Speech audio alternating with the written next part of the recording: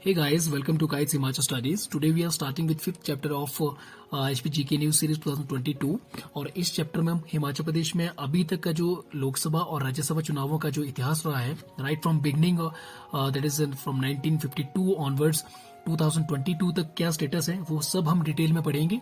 सबसे आपको बता दूं कि इस चैनल पर हर दिन एक नया चैप्टर अपडेट किया जाएगा एंड ये एचपीजी की सीरीज की एक कॉन्टिन्यूस सीरीज है starting from the chapter number 1। तो आप चैप्टर नंबर 1 से ऑलरेडी 4 चैप्टर्स इस चैनल पे हैं। आप सभी 4 चैप्टर्स को देखें स्टार्टिंग राइट फ्रॉम स्टार्टिंग वो फर्स्ट चैप्टर, क्योंकि कहीं ना कहीं सारे चैप्टर्स आपस में लिंक्ड हैं। तो आप कोई भी कंटेंट मिस ना करें एंड देखने के बाद आप कमेंट बॉक्स में अपने व्यू शेयर जरूर करें कि आपको कंटेंट कैसा लगा एंड अगर आपको अच्छा लगा है तो आप उसे लाइक करें एंड शेयर जरूर करें। एंड आई वांट कि ऑल ओवर हिमाचल से जितने भी आपके public service commission and staff selection commission exam की तैयारी करने वाले स्टूडेंट्स जो है इस चैनल के साथ जुड़े and watch this video till end. So let's start chapter number 5 Lok Sabha Rajya Sabha elections in Himachal Pradesh. चलिए, तो प्रेजेंट एमपी की अगर बात करें कि वर्तमान में जो आप सभी को पता है कि हिमाचल प्रदेश में 4 लोकसभा सीटें हैं और 3 राज्यसभा सीटें हैं। तो वर्तमान में अगर लोकसभा सीटों की बात करें हम तो कांगड़ा, हमीरपुर, मंडी, शिमला, जिसमें मंडी सीट सबसे बड़ी है जिसमें 17 विधानसभा सीटें आती है और एरिया वाइज ये बिगेस्ट है हिमाचल प्रदेश में लोकसभा सीट।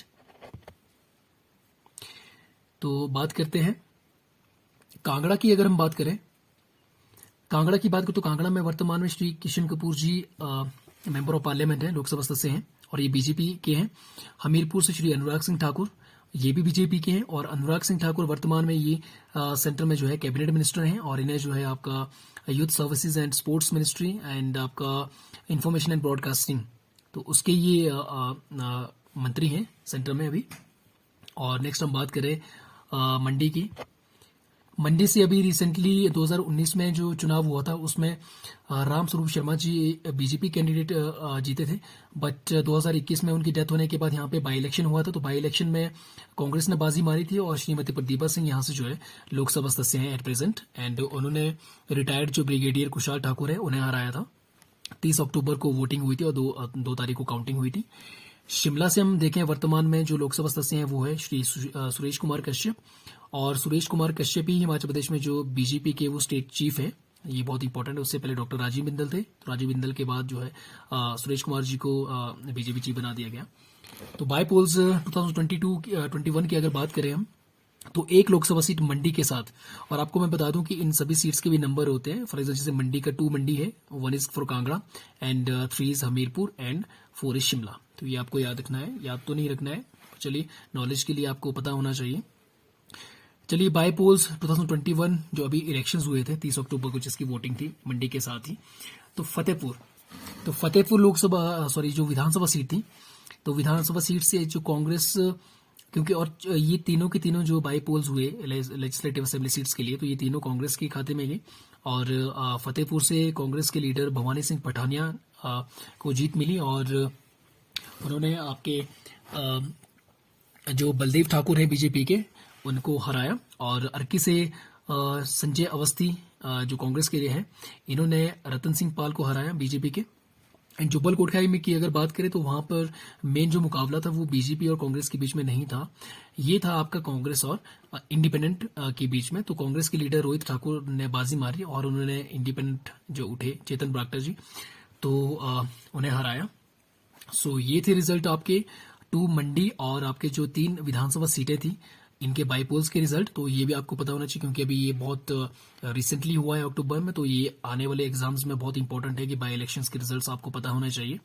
नॉट जस्ट कि आपको विनिंग कैंडिडेट का पता होना चाहिए, आपको विनिंग कैंडिडेट ने किस कैंडिडेट को हराकर उसने जीत दर्ज की, तो वो आपके लिए बहुत ज्यादा इंपॉर्टेंट है। नो, चलिए फिर इतिहास के बारे में बात करते हैं। बहुत ही ज्यादा इंटरेस्टिंग है इतिहास अगर देखिए हम लोकसभा इलेक्शंस का। तो सबसे पहले हम बात करते हैं 1951 और 52 की। तो उस समय टोटल सीट्स 1952 इलेक्शंस में जो लोकसभा चुनाव हुआ था तो उस समय 3 सीटें थी और ये तीनों की तीनों सीटें जो है इंडियन नेशनल कांग्रेस के द्वारा जीती गई थी और इसमें जो वोट शेयर था इंडियन नेशनल कांग्रेस का दैट वाज 52.4%। और इसी साल में ही, क्योंकि बिलासपुर उस समय हिमाचल प्रदेश का अंग नहीं था, बिलासपुर हिमाचल प्रदेश में 1 जुलाई 1954 को शामिल हुआ। उससे पहले बिलासपुर का जो दर्जा था वो पार्ट सी स्टेट था। तो उस पार्ट सी स्टेट से बिलासपुर कॉन्स्टिट्यूएंसी से राजा आनंद चंद जी ये मेंबर ऑफ पार्लियामेंट बने थे and he was the first independent member. और ये 1952 से 1957 ईस्वी तक जो है ये मेंबर ऑफ पार्लियामेंट रहे, लोकसभा सदस्य रहे। तो this is very very important. Raja Anand Chand who was the 44th king of Bilaspur Kahlur state, और ये कहलूर स्टेट के अंतिम राजा थे।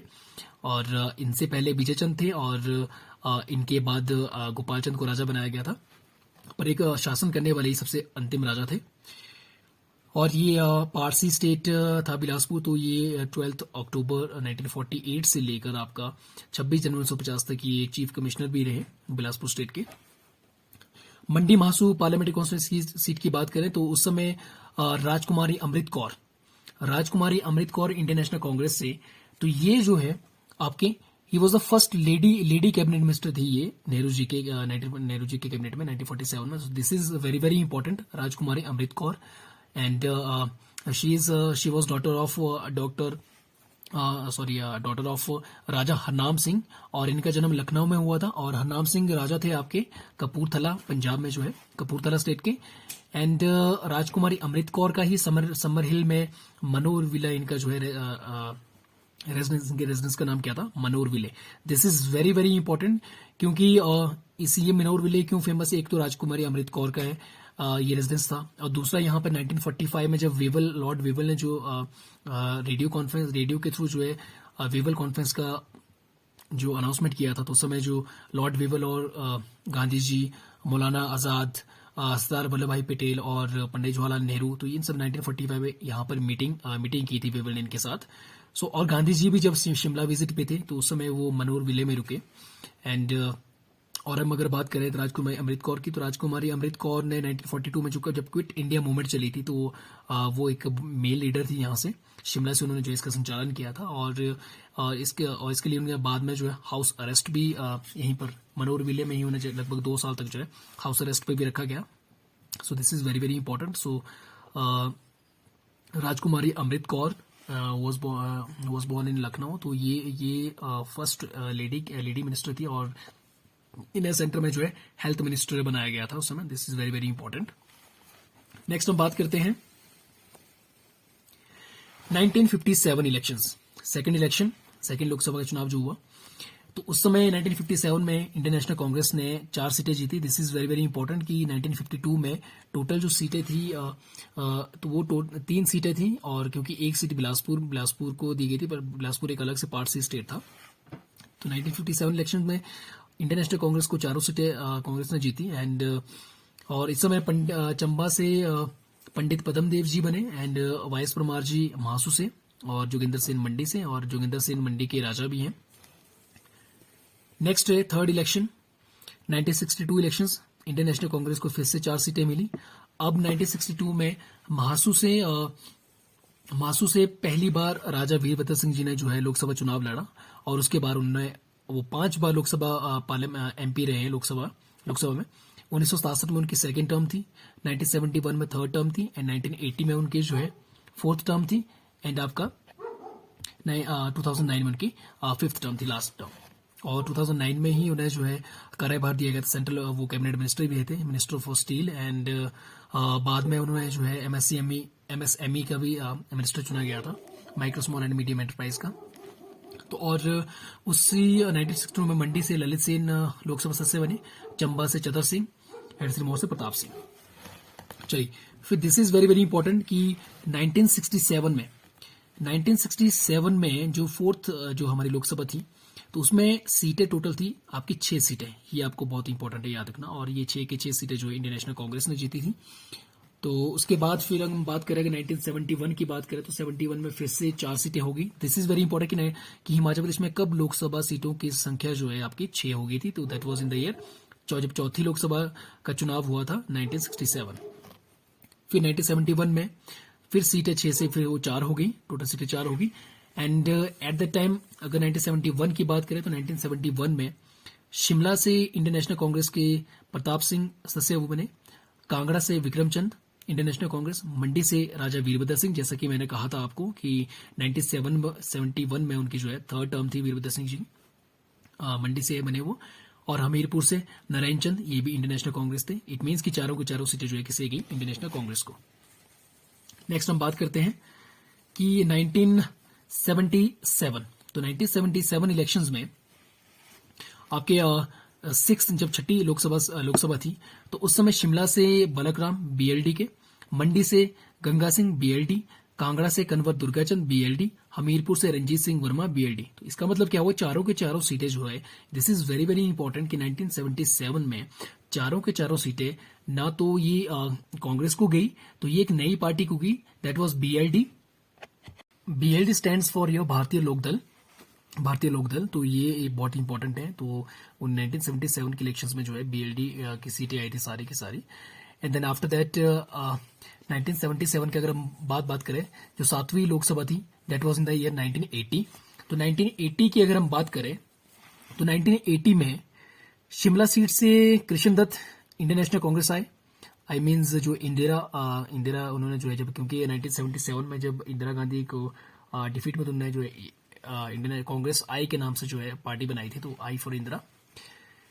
टू फिर कांगड़ा सीट से इंटरनेशनल कांग्रेस के ही विक्रम चंद महाजन, और मंडी सीट से वीरभद्र सिंह फिर से, और उसके बाद नारायण चंद हमीरपुर सीट से इलेक्शन जीते थे। तो ये है आपका। तो मंडी सीट से वीरभद्र जी इस वक्त जो है वो चौथी बार उन्होंने लोकसभा का इलेक्शन जीता, एंड लास्ट टाइम उनका फिर 2009 था। फिर इसके बाद हम बात करें 1984, इसमें चारों के चारों सीटें जो है इंडियन नेशनल कांग्रेस की आई। शिमला से अगर हम बात करें 1984 में KD Sultanpuri, Krishna Dutt Sultanpuri Indian National Congress के, उन्होंने जीत हासिल की। मंडी सीट से Pandit Sukhram Indian National Congress से, और कांगड़ा से Chandresh Kumari. This is very very important कि कांगड़ा सीट से किसने बाजी मारी, चंद्रेश कुमारी ने, और हमीरपुर सीट से बाजी मारी नारायण चंद ने, जो ऑलरेडी 1980 में भी वो जीते थे इंटरनेशनल कांग्रेस आई से। और अगर हम चंद्रेश कुमारी की, this is very very important, Chandresh Kumari का नाम यहाँ पे क्यों इंपॉर्टेंट है 1984 के इलेक्शंस में, क्योंकि चंद्रेश कुमारी हिमाचल प्रदेश से एकमात्र ऐसे लीडर है जिन्होंने लोकसभा और राज्यसभा दोनों में जो है प्रतिनिधित्व किया है हिमाचल प्रदेश का। So this is that's why Chandresh Kumari के बारे में आपको पता होना चाहिए। चंद्रेश कुमारी कटोच। अगर हम बात करें तो she was daughter of Maharaja Hanumant Singh, was the king of Jodhpur Rajasthan, और उनकी शादी हिमाचल प्रदेश के जो रॉयल कटोच फैमिली के राजा आदित्य देव कटोच उनके साथ हुई थी, royal family of Kangra. And ये सबसे पहले 1972 से 1972 से 77 तक ये एमएलए रही धर्मशाला से हिमाचल प्रदेश में, और 2003 से 4 के बीच में ये कैबिनेट मिनिस्टर रही हिमाचल प्रदेश में। एंड 2000 और यही सेंटर में चंद्रेश कुमारी जी 2012 से लेकर 14 तक ये जो है कल्चर मिनिस्टर रही, कैबिनेट मिनिस्टर रही। एंड जोधपुर कॉन्स्टिट्यूएंसी से उस समय इन्होंने इलेक्शन लड़ा था। सो दिस इज वाई कि चंद्रेश कुमारी के बारे में आपको नॉलेज होना जरूरी है। 1989 इलेक्शंस की बात करें, जब 9वीं लोकसभा बनी थी, तो elections for 9th Lok Sabha, formation of 9th Lok Sabha, तो शिमला सीट से केडी सुल्तानपुरी ये इन्होंने फिर से इलेक्शन लड़ा और फिर से इन्हें जीत हासिल हुई। एंड केडी सुल्तानपुरी के ये फेमस क्यों है, क्योंकि इनका सबसे लॉन्गेस्ट टेन्योर रहा है लोकसभा इलेक्शंस में, कि हिमाचल प्रदेश से लोकसभा में सबसे ज्यादा समय तक रहने वाले जो लीडर नेता हैं वो हैं केडी सुल्तानपुरी, कृष्ण दत्त सुल्तानपुरी। और 1989 में ही मंडी सीट से महेश्वर सिंह जी ने इलेक्शन लड़ा, बीजेपी कैंडिडेट, और कांगड़ा से शांता कुमार जी बीजेपी। और क्योंकि 1977 में शांता कुमार जी हिमाचल प्रदेश के कांग्रेस के अलावा जो एक नई पार्टी आई थी जनता पार्टी उस समय, तो जनता पार्टी के ये कैंडिडेट थे, और ये 16 से इन्होंने इलेक्शन लड़ा था, और हिमाचल प्रदेश के ये थर्ड सीएम बने थे। पहले थे doctor Y S Parmar, then after that Thakur Ramlal, तो ठाकुर रामलाल के बाद फिर शांता कुमार जी सीएम बने। और हमीरपुर से अगर हम बात करें, तो हमीरपुर से प्रेम कुमार धूमल जी, जो 1998 में हिमाचल प्रदेश के मुख्यमंत्री बने थे, और इनकी समीरपुर गांव से हैं, और इनकी जो विधानसभा सीट थी वो बमसन थी। एंड ये बीजेपी से इन्होंने इलेक्शन लड़ा लोकसभा के लिए। नेक्स्ट हम बात करते हैं 1991, जब 10वीं लोकसभा इलेक्शन हुआ, तो शिमला से केडी सुल्तानपुरी फिर से इंटरनेशनल कांग्रेस, आप देख सकते हैं बैक टू बैक। मंडी से सुखराम इंडियन नेशनल कांग्रेस, और इन्होंने ही बाद में जो है हिमाचल विकास कांग्रेस बनाई थी। और कांगड़ा की अगर बात करें तो यहाँ से डीडी खनोरिया, ये मेजर रिटायर्ड थे बीजेपी कैंडिडेट। और हमीरपुर से अगर बात करें तो फिर से प्रेम कुमार धूमल जी, बीजेपी के कैंडिडेट 1991 में। फिर बात करते हैं 1996 11th लोकसभा इलेक्शन जब हुए तो शिमला से फिर से केडी सुल्तानपुरी, आप फिर से देख सकते हैं कि केडी सुल्तानपुरी जो है बैक टू बैक इन्होंने जो है जीत हासिल की। तो ये इंडियन नेशनल कांग्रेस के लीडर थे और ये फिर से लोकसभा सदस्य बने केडी सुल्तानपुरी। एंड मंडी से अगर हम बात करें तो सुखराम इंडियन नेशनल कांग्रेस फिर से आगे। और उसके बाद कांगड़ा से अगर बात करें तो कांगड़ा से इस बार इंडियन नेशनल कांग्रेस के सत महाजन ने जीत हासिल की। एंड उसके बाद हमीरपुर से मेजर जनरल विक्रम सिंह ने जो है आपके जो रिटायर्ड थे इंडियन नेशनल कांग्रेस के, तो उन्होंने जो है लोकसभा सदस्य बने वो। और 1996 में चारों की चारों सीटें जो है किसकी आई, इंडियन नेशनल कांग्रेस की। देन हम 1998 की बात करते हैं जब 12वीं लोकसभा बनी। तो 12वीं लोकसभा इलेक्शंस में शिमला से केडी सुल्तानपुरी फिर से एक बार लोकसभा सदस्य बने इंडियन नेशनल कांग्रेस के। एंड मंडी, दैट्स वाई कि केडी सुल्तानपुरी को क्यों सबसे लंबे अंतराल तक रहने वाले लोकसभा सदस्य कहा जाता है, क्योंकि देखिए आप बैक टू बैक उन्होंने इलेक्शन जीते हैं। मंडी से राजा महेश्वर सिंह बीजेपी कैंडिडेट, कांगड़ा से शांता कुमार जी फिर से आए बीजेपी कैंडिडेट, एंड हमीरपुर से सुरेश चंदेल बीजेपी कैंडिडेट। और इसी 1998 ईयर्स में जब हिमाचल प्रदेश में विधानसभा का गठन हुआ था तो श्री प्रेम कुमार धूमल जी हिमाचल प्रदेश के मुख्यमंत्री बने थे। और उस समय कांग्रेस और बीजेपी दोनों को 31 सीटें हासिल हुई थी। और उसके बाद फिर बीजेपी को इंडिपेंडेंट और हिमाचल विकास कांग्रेस जो पंडित सुखराम जी ने बनाई थी उसका सपोर्ट मिला था, उन्होंने फिर सरकार बनाई थी। नेक्स्ट हम बात करते हैं 1999 इलेक्शंस की। अगर बात करें 13वीं लोकसभा इलेक्शंस थे तो शिमला से लेफ्टिनेंट कर्नल धनीराम शांडिल, ठीक है, ये इन्होंने इलेक्शन लड़ा। एंड मंडी से महेश्वर सिंह बीजेपी, और ये देखिए आप जो शिमला से लेफ्टिनेंट कर्नल धनीराम शांडिल जी ने जो इलेक्शन लड़ा वो हिमाचल विकास कांग्रेस से लड़ा था उन्होंने। और मंडी से महेश्वर सिंह बीजेपी के कैंडिडेट थे, जीते। और कांगड़ा से शांता कुमार जी बीजेपी के कैंडिडेट फिर से उन्होंने इलेक्शन में जीत हासिल की। और हमीरपुर से इस बार सुरेश चंदेल बीजेपी के कैंडिडेट इन्होंने जीत हासिल की। नेक्स्ट हम बात करते हैं 2004 में 14वीं लोकसभा के इलेक्शंस हुए और शिमला सीट से धनीराम शांडिल अब इंडियन नेशनल कांग्रेस की ओर से उन्होंने इलेक्शन लड़ा और उन्हें जीत हासिल हुई। और मंडी सीट की अगर बात करें तो वहां से रानी प्रतिभा सिंह इंडियन नेशनल कांग्रेस की, तो इस समय जो है वो उन्होंने इलेक्शन लड़ा और उन्हें जीत हासिल हुई। और कांगड़ा की अगर बात करें तो यहाँ पर चंद्र कुमार इंडियन नेशनल कांग्रेस और हमीरपुर से सुरेश चंदेल बीजेपी कैंडिडेट ये फिर से जीत गए।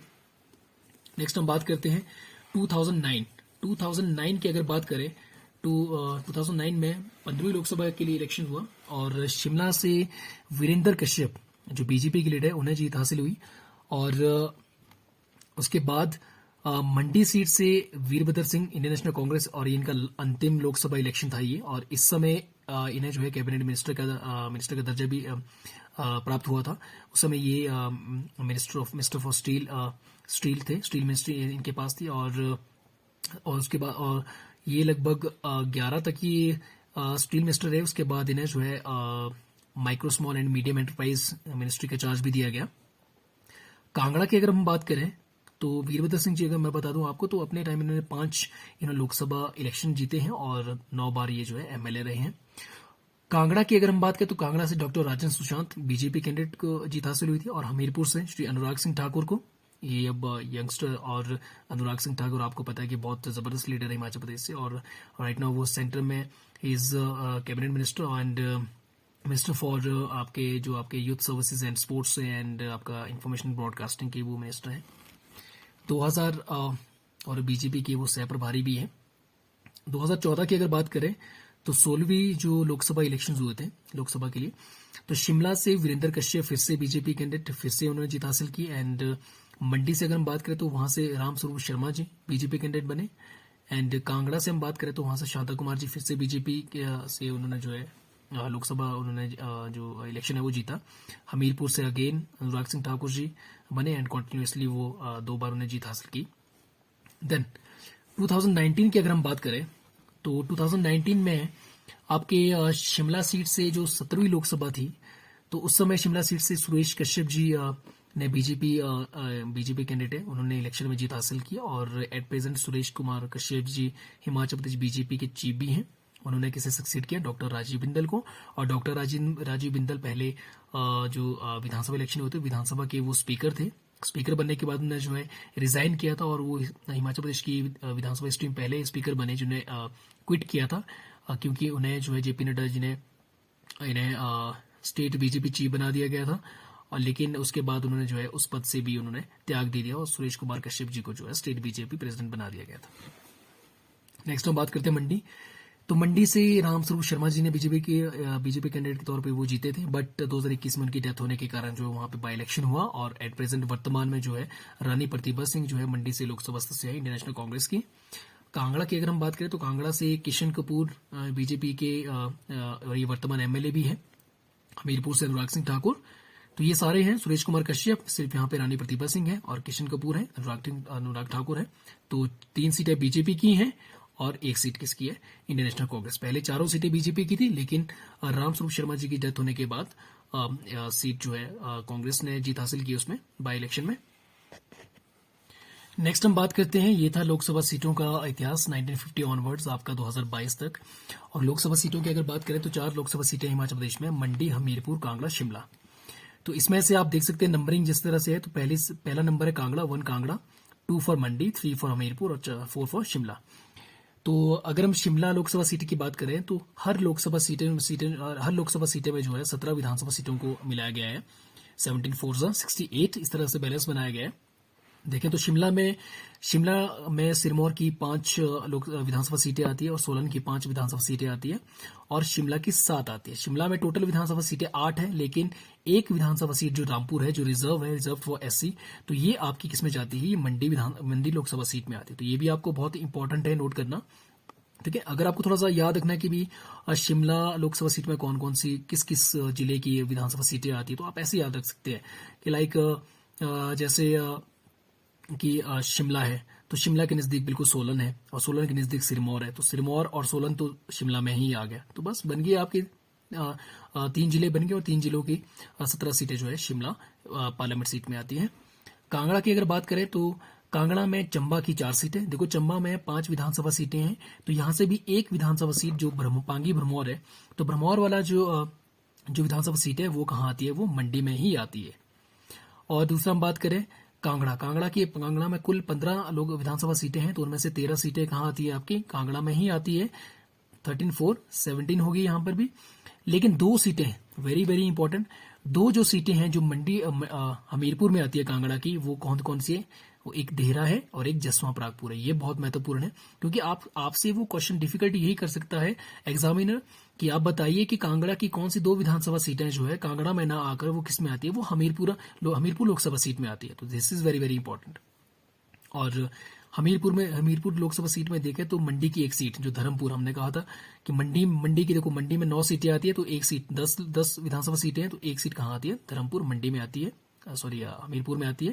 और हमीरपुर की 5 सीटें इसमें आती है, उन्ना की 5 सीटें भी, और बिलासपुर की 4 सीटें, और कांगड़ा की 2 सीटें जो हमने पहले कहा, देहरा और जसवां परागपुर। तो देखिए आप 1 6 11 15 2 17 होगी ये कंप्लीट हमारी। अब मंडी लोकसभा सीट जो क्षेत्रफल के हिसाब से हिमाचल प्रदेश की सबसे बड़ी लोकसभा सीट है, और ऑल ओवर इंडिया देखें तो लद्दाख सबसे बड़ी लोकसभा सीट है। और मंडी जिले की 10 विधानसभा क्षेत्र से 9 आते हैं, और एक कहाँ है आपका? मंडी का धर्मपुर हमीरपुर में जाता है। और किन्नौर की 1 सीट है जो शेड्यूल्ड ट्राइब है, के लिए रिजर्व है। चंबा की 1 सीट जो हमने कहा था कि चंबा की जो पांगी भरमौर है वो मंडी में आती है। शिमला की जो रामपुर जो शेड्यूल कास्ट के लिए रिजर्व है वो सीट भी मंडी में आती है। और कुल्लू की 4 सीटें और लाहौल स्पीति की 1 सीट, और ये भी एसटी है, शेड्यूल कास्ट शेड्यूल ट्राइब के लिए रिजर्व है। तो इस तरह से आपको ये भी पता होना चाहिए कि 4 लोकसभा सीटों में किन किन जिलों की कौन कौन सी विधानसभा सीटें आती है। तो जो एक्सेप्शन है, जैसे रामपुर की सीट, हालांकि रामपुर आपका शिमला में आना चाहिए था, लेकिन शिमला में ना आकर, ठीक है, ये कहाँ आती है? ये मंडी में आती है। This is very very important. तो ये कुछ एक्सेप्शन है, वो आपको याद रखना है। नेक्स्ट हम बात करते हैं कि मंडी लोकसभा सीट एरिया वाइज अगर हम देखें क्षेत्रफल के हिसाब से, ये इसका जो क्षेत्रफल है 33,350 किलोमीटर स्क्वायर है, जो हिमाचल प्रदेश के एरिया का लगभग 60% है। तो आप देख सकते हैं कितनी बड़ी लोकसभा सीट है ये। और अभी बाई इलेक्शन में भी हमने देखा, तो बाई इलेक्शन में भी सबसे क्योंकि मंडी सीट में इसलिए इसको बहुत इंपॉर्टेंट माना जाता है, क्योंकि बहुत सबसे बड़ी लोकसभा सीट है। और लेजिस्लेटिव असेंबली सीट्स की अगर बात करें तो टोटल 68 हैं। 68 एमएलए है हिमाचल प्रदेश में, जिसमें से 20 रिजर्व्ड हैं। रिजर्व्ड में भी अब किस किस कैटेगरी के लिए है? 3 सीट्स आपकी शेड्यूल्ड ट्राइब कैटेगरी की रिजर्व्ड है, जिसमें किन्नौर, लाहौल स्पीति और भरमौर है, और 17 आपकी शेड्यूल कास्ट के लिए रिजर्व्ड है। तो 17 3 20 हो गया। लेकिन आपको एससी रिजर्व सीटों का भी पता होना चाहिए, क्योंकि कल दिन वो आपसे पूछ सकते हैं कि which of the following is not schedule caste reserve seat, legislative assembly seat, या कौन सी है, तो इस तरह से। तो ऐसी सीट से देख सकते हम, चंबा में चुराह है, कांगड़ा में इंदौरा, जयसिंहपुर, बैजनाथ, डिस्ट्रिक्ट कुल्लू में आनी, एंड डिस्ट्रिक्ट मंडी में करसोग, नाचन, बल, भोरंज हमीरपुर में, चिंतपूर्णी ऊना में, झंडूता बिलासपुर में, सोलन में ही, कसौली भी सोलन में, एंड पछाद सिरमौर में, एंड आपके श्री रेणुका जी ये भी सिरमौर में, और रामपुर आपके शिमला की सीट होगी, और रोहडू भी शिमला की सीट होगी। So this was all about the कि कितनी विधानसभा सीटें हैं और वो किस तरह से किन किन लोकसभा सीटों में आती है। तो ये सब हमने देखा। नेक्स्ट हम मूव करते हैं राज्यसभा इलेक्शंस की ओर। तो यदि हम वर्तमान की बात करें तो वर्तमान में हिमाचल प्रदेश से 3 राज्यसभा सदस्य चुने जाते हैं, और वर्तमान सदस्यों की अगर बात करें तो इंडियन नेशनल कांग्रेस के आनंद शर्मा जी हैं, जिनका टेन्यूर 2016 से 2022 तक है, और 2 अप्रैल 2022 को इनका टेन्यूर खत्म हो जाएगा, और इनकी जगह के कोई और 2 सदस्य या फिर इन्हीं को चुना जा सकता है। बीजेपी की अगर बात करें तो जेपी नड्डा जी, जगत प्रकाश नड्डा जी 2018 से 2024 तक, इससे पहले 2012 से 18 तक थे ये, अब 2018 से 2024 तक ये राज्यसभा सदस्य हैं, और वर्तमान में ये हिमाचल प्रदेश के व्यक्ति हैं, और इन्हें जो है बीजेपी के ये जो है नेशनल प्रेसिडेंट हैं। बीजेपी की ही इंदु गोस्वामी जी, इंदु गोस्वामी 2020 से 2026 तक ही इनका टेन्यूर रहेगा, ये राज्यसभा सदस्य हैं। और इंदु गोस्वामी ने विप्लव ठाकुर को जो है सक्सीड किया है, जिनकी मदर सरला शर्मा थी। तो ये वर्तमान सदस्य हैं, और अब इतिहास देखते हैं थोड़ा सा।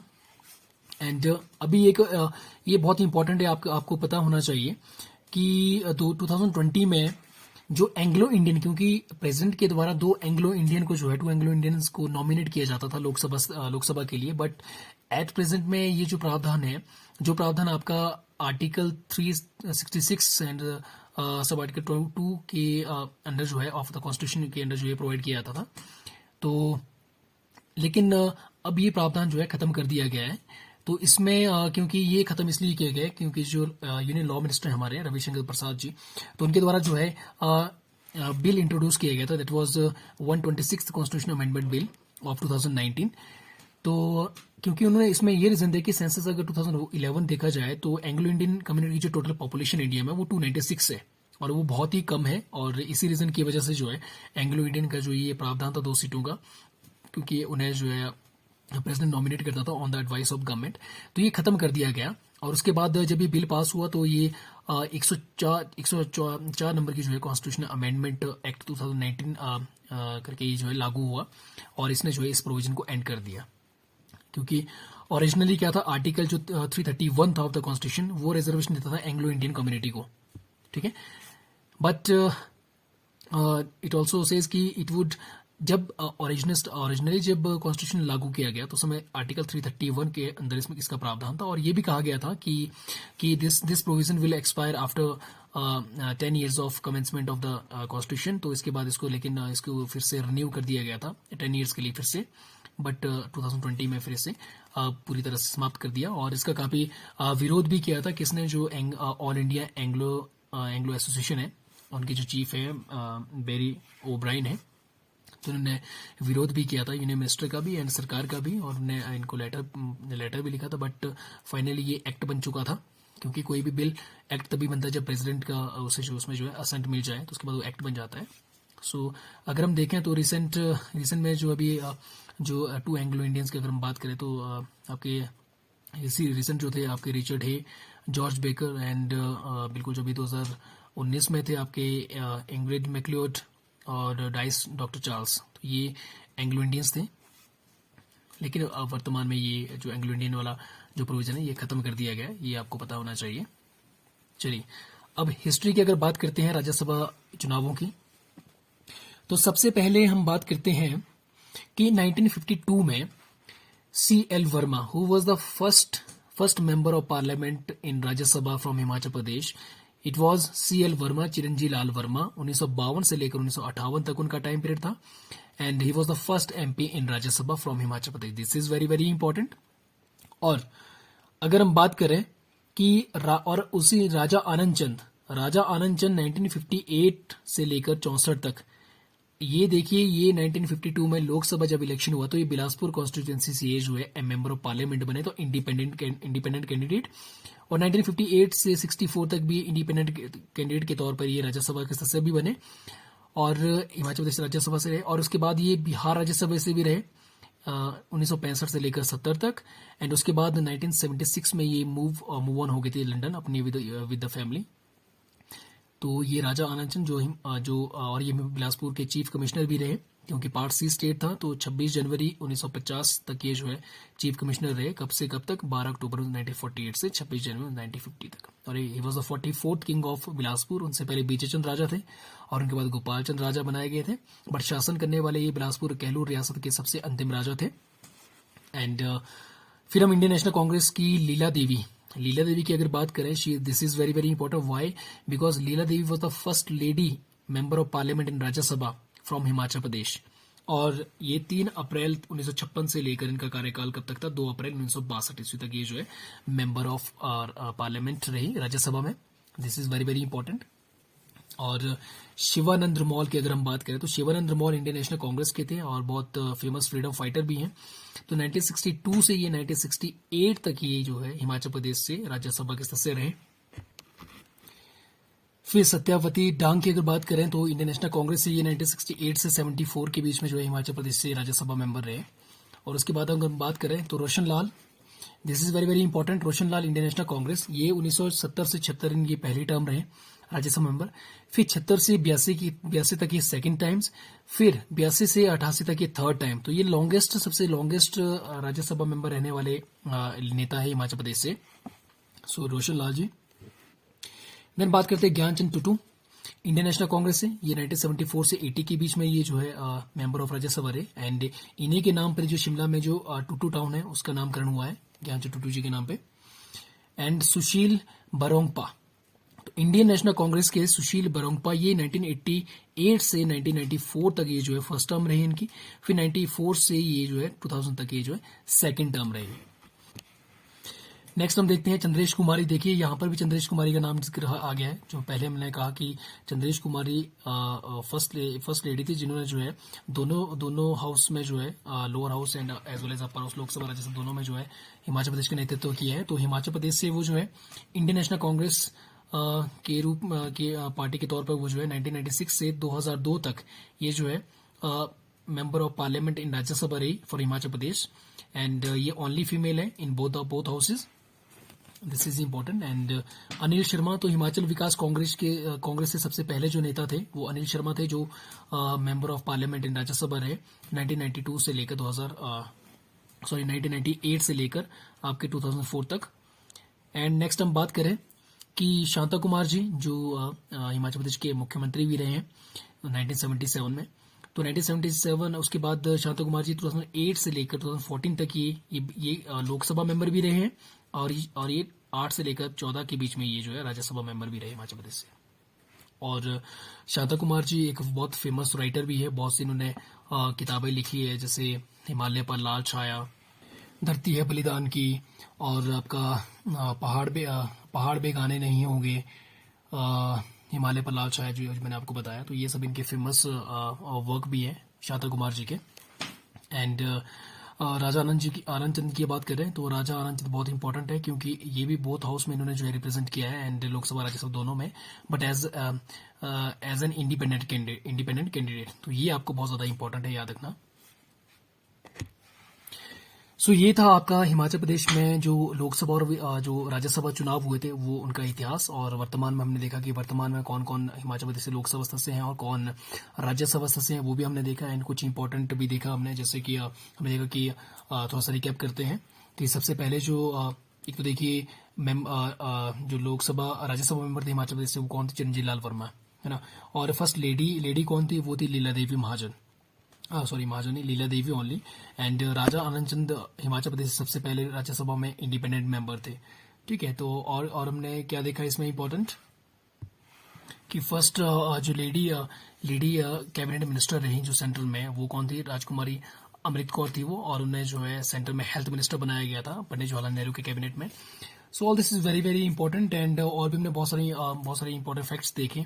तो आई होप कि आपको ये वीडियो पसंद आया होगा, और यदि आपको कंटेंट अच्छा लगा हो, आपको लगा कि कुछ पढ़ा अच्छा लगा आपको, तो आप इसे like, share, comment and subscribe करना ना भूलें, और बेल आइकन जरूर दबाएं, एंड ज़्यादा से ज़्यादा आप शेयर करें कि ताकि और भी स्टूडेंट्स मेरे चैनल के साथ जुड़ें। And thank you so much for watching this video till and, and आप टच में बने रहें, एंड टुमारो ऑनवर्ड्स होपफुली आपको चैप्टर नंबर 6 भी आपको मिल जाएगा चैनल पे। And so guys, keep supporting and keep doing hard work, all the very best. And आप अपनी स्टडीज में कंसिस्टेंसी बनाए रखें। आप ये ना करें कि आप 2 दिन पढ़ते हैं फिर 2 दिन बाद आप जो है 7 दिन का गैप दे देते हैं, नहीं। बिकॉज यदि आपको HS, अलाइड सर्विसेज ये सब क्वालिफाई करना है, तो आपको दिन रात मेहनत करनी पड़ेगी, एंड बार बार रिवीजन करना पड़ेगा, खासकर हिमाचल प्रदेश GK का। एंड आपको कुछ अपने ट्रिक्स याद रखने के अपनाने पड़ेंगे। आपको रटना नहीं लगाना है, जस्ट आपको एक कहानी की फॉर्म में सारे फैक्ट्स आपको याद रखने हैं। तो आई होप कि वीकेंड पे मैं एक बहुत एक HS लेवल का उस टाइप एक सीरीज करेंगे, जितना भी हमने अभी तक 5 और 6 चैप्टर्स हम कंप्लीट करेंगे। तो आई होप को आपको वो भी पसंद आएगी, तो आप उसे भी देखें। Okay guys, thank you so much.